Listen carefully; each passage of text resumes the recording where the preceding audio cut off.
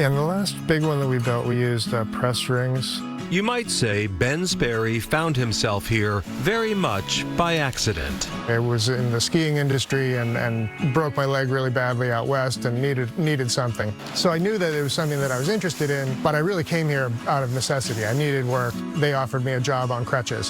That was 25 years ago. Right.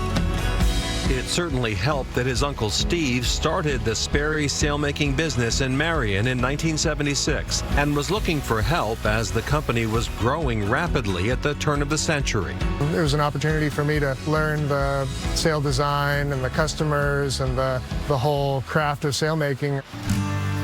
And sailmaking is a craft, an art.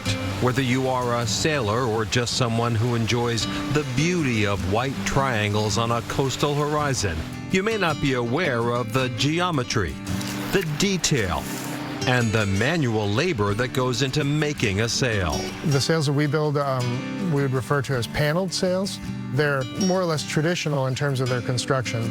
We're pretty much buying rolls of fabric, cutting those rolls of fabric into panels that are shaped so they can be put together and sewn. It is a process that requires plenty of space. In addition to their Marion headquarters, Sperry also has sail lofts in Dartmouth and on the Vineyard. Sail panels are cut, taped together, and then sewn. Lines and hardware are added, every part touched by human hands and made for the dimensions and specifications of each individual boat design. Every sail has ends up having a personality. Even if you cut the same sail twice, they're all made by hand. That factors into what you end up with. Some sails are just absolute winners, and some sails you have to do a little bit of work to get them to that spot. Bring the webbing through the awning and secure it on the underside and bring it through and then do a little leather cap on it.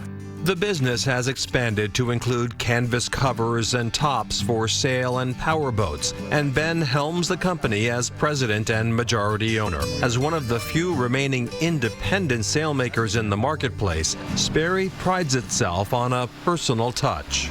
The sailmaking process really starts with a conversation about what it is that you as a sailor need. What you need might be really straightforward. It might be something that we have a pattern for, but typically it's designing something new, whether it's a slightly different size or using a set of materials that fit your needs.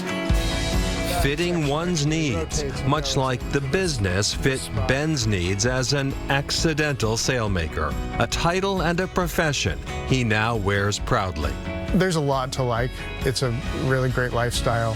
I get to work directly with my crew in a way that is really interesting and fun. And then the customers and being able to sail with customers and getting to know so many different people. It's hard to say what my absolute favorite part of it is, but it's all pretty exciting.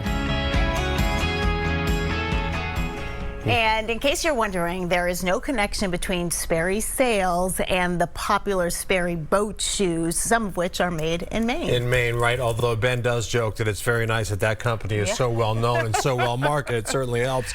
In terms of getting a new sail, it takes a while. So anywhere from 2 weeks for a small sail to up to 6 months for a big sail, because you saw how much manual labor goes into that. It's painstaking, and they do a great job.